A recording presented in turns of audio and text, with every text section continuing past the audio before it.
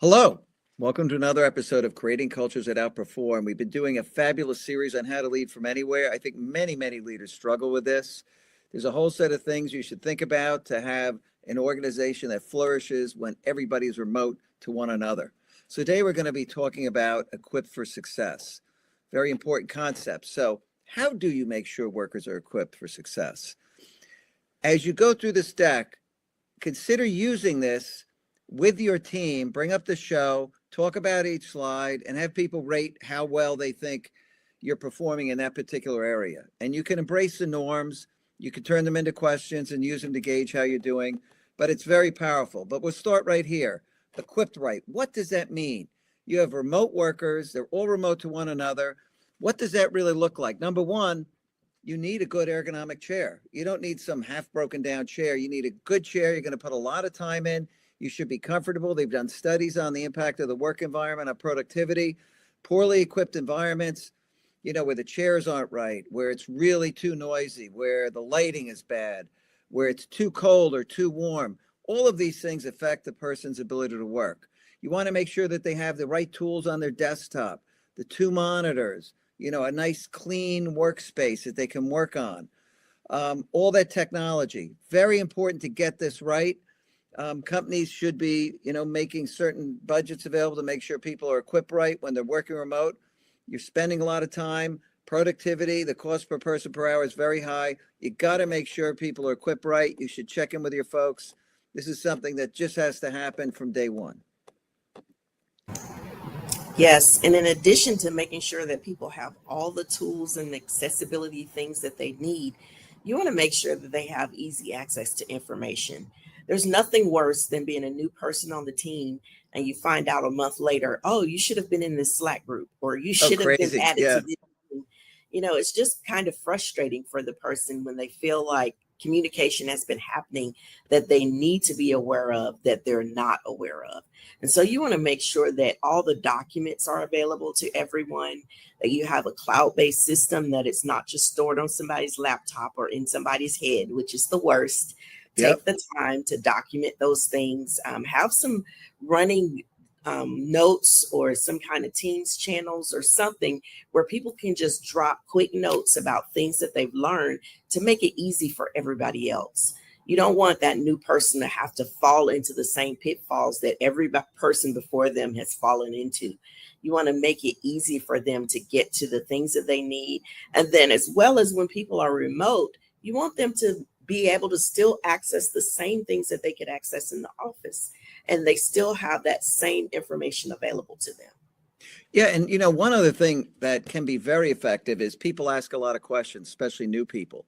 And so if you go on Teams, whatever tool you're using to record stuff and you meet with the person, record it and then store it in a particular place, which is answers to common questions. So people can go in, search by question, and they can see your answer. And you can point people there when they ask the question the next time. Oh yeah, go over here, you'll find it. It's right in that area. Saves a lot of time, no question. And ease of communication and collaboration. Look, social collaboration tools are much better than they used to be. People are using Teams, they're using Slack. But you want to make sure these things are set up correctly, that all the right groups are there, that people can get on and use this stuff really easily and effectively. You want to maintain a sense of teamwork no matter where people work. And so it's super important to check in and see, are these tools working right? Are the messaging apps working right?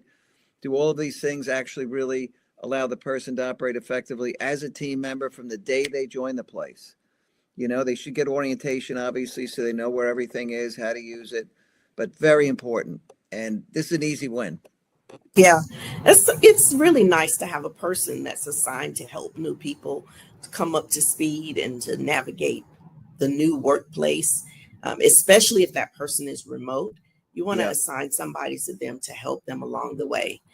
But then it's up to us to own our growth. We have to own our own growth. We have to take advantage of using those online tools and resources that are available, any mentoring programs or other training opportunities. Man, there's so many opportunities that are available for free through YouTube University, Oh, as well phenomenal. as so many other tools that are out there where But you can Tara, just, they got a budget too. You got to have a learning development budget that you can do this stuff with, right, because it's right. not all free, right? There's You've stuff got that to you've got to do it.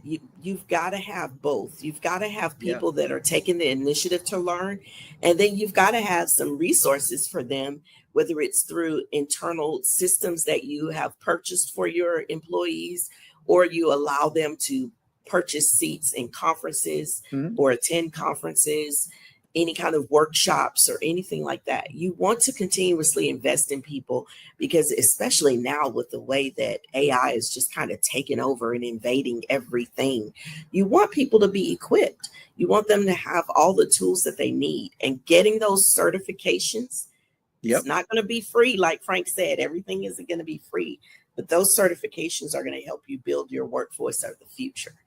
Yeah, and it's going to help people put down roots and stay. And we covered some of this when we covered belonging. How do you create a sense of Yeah. belonging amongst a group of remote workers? This is part of it, that they're growing.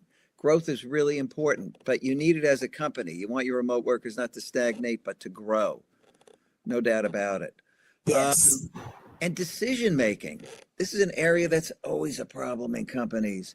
How do you get decisions made? You should have a way of getting a quick yes or no from the group. Hey, can we go in? I want to get a quick yes or no on this. Thumbs up, thumbs down. What do you think? You could build these processes so people know how to use them.